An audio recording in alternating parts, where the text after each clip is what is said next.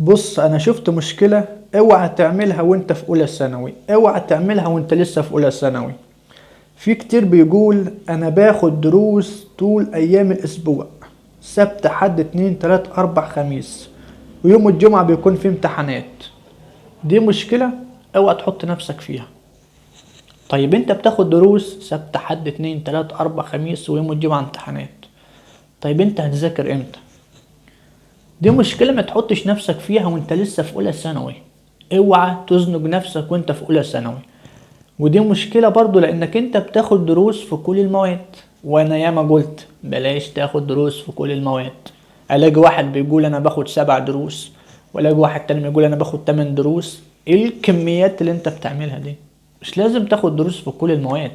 انت كده بتزنق نفسك كوقت، بتصرف فلوس كتيرة، بتتعب نفسك جسديا لانك بتروح من الدروس ميت حرفيا. تخيل انت مثلا بتاخد 8 دروس، سبت درسين، حد درسين، الاثنين درسين. مش عارف اقول انت بتعملها ازاي، يعني انا شفت واحد بياخد 8 دروس والله. فانت ما تعملش كده، انت لسه في اولى ثانوي. خليك عارف ان وقتك اهم حاجة. بلاش تزنق نفسك في الدروس. يا ما قلت خد 4 دروس بس كفاية، وباقي المواد احضر على اليوتيوب. هتلاقي وقت، صدقني هتلاقي وقت، هتوفر فلوس وهتوفر مصاريف وهتوفر كل حاجة.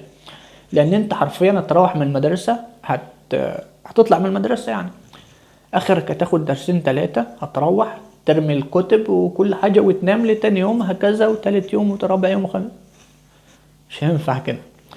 فضي نفسك وفضي وقتك عشان تتعلم دايما انك توفر وقتك.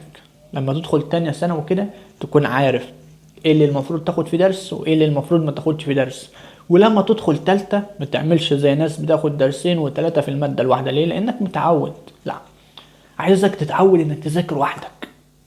اعمل كده صدقني، تعود انك تقعد على المكتب تذاكر وحدك، تاخد التابلت بتاعك تذاكر عليه مع اي منصة على اليوتيوب، اي مدرس تتابع معاه بشكل مجاني. بلاش تشترك في منصات وانت لسه في اولى. هتلاقي الدنيا تمام وذاكرت وفهمت. ايه الميزة؟ انك تروح تحجز في سنتر، ساعة رايح ساعة جاي، ساعة ونص في السنتر، يعني ضيعت لك 3 4 ساعات عشان درس واحد. انا عارف، انا من قرية، ولما كنت باخد درس كانت ساعة رايح وساعة جاي، وبقعد في الدرس ساعتين او ساعة ونص. انا عارف اللي بيحصل. فكان يعني لو خدت لي درسين او 3 في اليوم، اليوم خلاص ضاع. فانت متعملش كده، انت لسه في اولى. اهدى كده. لو انت زانق نفسك حاول تلم دروسك في يومين، او في يومين لو سبت حد 2 3. وفضل نفسك اتنين وخميس وجمعة. لازم تفضل نفسك ايام اتنين خميس وجمعة. طيب تفضهم ليه؟ عشان لو متراكم عليك حاجة تذاكرها. مراكم عليك درس او 2 او 3، ذاكرها في الايام اللي انت مش بتروح فيها دروس. لكن ما تقولش اجي من الدرس اذاكر المتراكم، فاللي انت جاي اللي انت كنت واخده في المحاضرة ما تذاكروش فهو كمان يتراكم عليك فتنساه. لا، ذاكر اول باول. ولو وقع منك درس او 2 ذاكره يوم الجمعة او الايام اللي انت قاعد فيها، اللي انت الايام اللي انت ما بتروحش فيها دروس يعني، ورايق مع نفسك. دي كانت نصيحتي في موضوع الدروس بالنسبة لأولى ثانوي. كده الفيديو بتاعي خلص، واي حد محتاج اي حاجة يكتب لي في التعليقات. السلام عليكم ورحمة الله وبركاته.